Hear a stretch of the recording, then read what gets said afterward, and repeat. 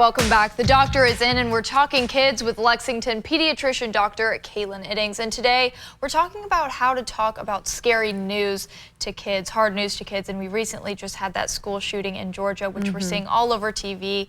I'm sure it's all over the kids' phones, everything like that. So how are we talking to kids about that? Yeah, so first and foremost, it's important just to, know your kid and know their age, right? So for younger kids, trying to avoid access to scary news is probably best. We're talking under age 7, especially preschool age. Not having the television on when you're out of the room so that you're able to sort of look at what they're being fed and kind of help them dissect it and just to kind of make it less scary for them, right? For more school age kids, they're gonna probably be exposed, especially once we get on into middle school, high school age. They have phone access. They may be even more exposed than we are as adults, right? Because yesterday I got out of work and hadn't had the TV or any access to news all day, and then heard about the shooting. I was like, oh goodness, But I'm sure a lot of the high schoolers, middle schoolers probably already had heard of that for me, right? So making sure that you also just give them this space to sort of talk about how they're feeling about it, starting with just very basic questions like, well, what have you heard? Just because you don't want to offer excessive information if it's not even on their radar.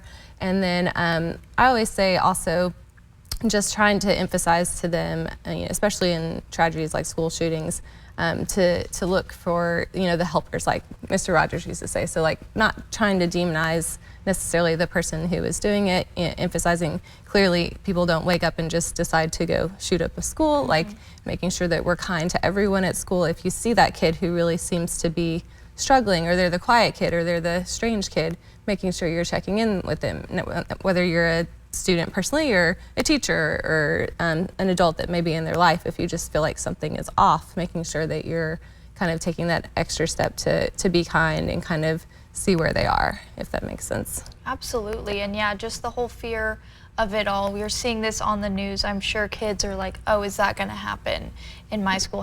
They have those questions. So how are you going to respond to that? Yeah, so just, emphasizing again, I mean, school shootings seem to become more and more common, unfortunately.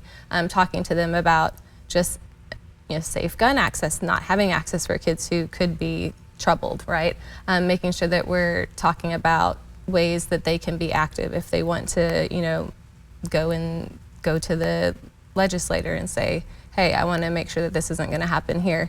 And then just like emphasizing that, in general, that you're a safe place for them. If they're having those fears, if they're having excessive worry about those things, that they can come and talk to you so that you can kind of work through it with them together.